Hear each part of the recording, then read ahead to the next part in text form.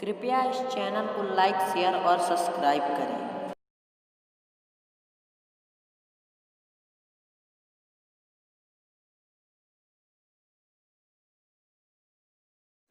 जय माता दी दोस्तों, मैं अवधेश शुक्ला माँ शारदे टीचिंग क्लासेस पर आप सभी का स्वागत करता हूँ।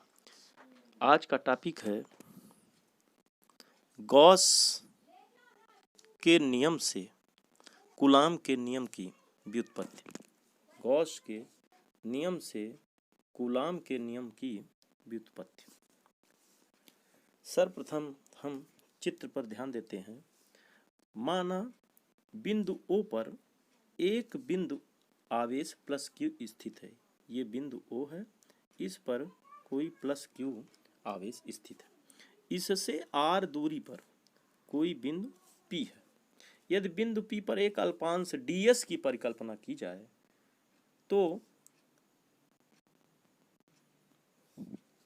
एक अल्पांश ds की परिकल्पना की जाए, यदि बिंदु O पर O को केंद्र मानकर तथा R त्रिज्या के एक गोले की परिकल्पना की जाए तो उस गोले का पृष्ठ बिंदु P से होकर गुजरता है। उस गोले का पृष्ठ बिंदु P से होकर गुजरता है। यदि हम यहाँ पर O केंद्र, इससे R दूरी पर बिंदु P है, तो ये जो बिंदु P से उस कल्पनीय गोले का पृष्ठ गुजरता है। एक बार पुनः देखेंगे। माना बिंदु O पर एक बिंदु आवेश प्लस Q स्थित है, इससे R दूरी पर एक बिंदु P है। यदि O केंद्र तथा R त्रिज्या के एक गोले की परिकल्पना की जाए तो उस गोले का पृष्ठ बिंदु P से होकर गुजरता है।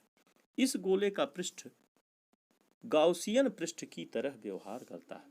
गाउसियन पृष्ठ की तरह व्यवहार करता है। इस गोले के पृष्ठ के प्रत्येक बिंदु पर विद्युत क्षेत्र की तीव्रता एक समान तथा पृष्ठ के लंबवत बाहर की ओर होती है।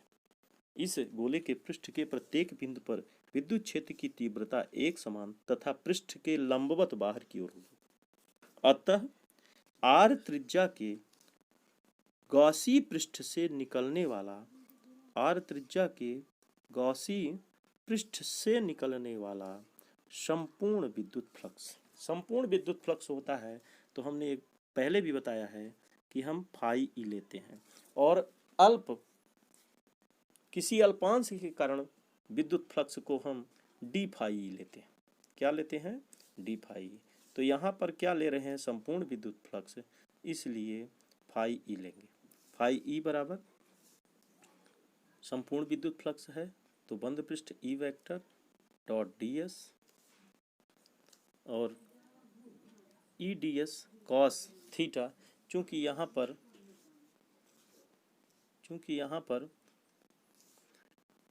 ds और विद्युत क्षेत्र के बीच में कोण शून्य है, इसलिए हम थीटा का मान शून्य रखेंगे। तो cos 0 का मान 1 होगा। तो फाई ई बराबर ई इंटू बंद पृष्ठ s को इंटीग्रल को हम आगे बढ़ा देंगे तो ई इंटू बंद पृष्ठ s ds हो जाता है। तो फाई ई बराबर, अब यहाँ पर बंद पृष्ठ s का मान गॉसी पृष्ठ का संपूर्ण क्षेत्रफल 4 पाई r स्क्वायर, किसी गोले का संपूर्ण पृष्ठ 4 पाई r स्क्वायर के बराबर होता है। तो इसलिए यहाँ पर बंद पृष्ठ ds है, इस संपूर्ण विद्युत फ्लक्स को प्रदर्शित करता है। अतः इसका मान 4 पाई r स्क्वायर होगा। आगे चलते हैं। परंतु गॉस प्रमेय से हमने पीछे पढ़ा है फाई ई बराबर Q अपान एप्सिलॉन 0। इसको समीकरण 2 दे देंगे। समीकरण 1 और 2 की तुलना करने पर यदि बायां पक्ष बराबर है तो दायां पक्ष भी बराबर होगा। इसलिए E इंटू 4 पाई r स्क्वायर समीकरण 1 का दाएं पक्ष और गॉस प्रमेय का दाएं पक्ष बराबर Q अपान एप्सिलॉन 0। आगे चलेंगे।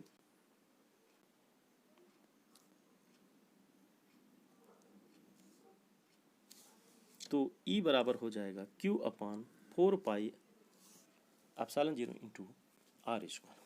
पुनः ई बराबर 1 upon 4 pi epsilon 0 into Q upon R square. इसको हम समीकरण 3 दे देंगे।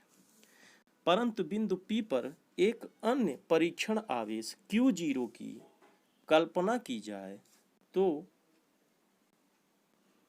प्लस Q आवेश के कारण आवेश Q0 पर लगने वाला बल। एक बार पुनः देखेंगे। बिंदु P पर एक अन्य परीक्षण आवेश Q0 की परिकल्पना की जाए या कल्पना की जाए तो प्लस Q आवेश के कारण Q0 पर लगने वाला बल F बराबर हो जाएगा F बराबर Q0E। क्या होगा? F बराबर Q0E। समीकरण इसको 4 दे देंगे। समीकरण 3 का मान समीकरण 4 में रखने पर, समीकरण 3 का मान समीकरण 4 में रखने पर तो F बराबर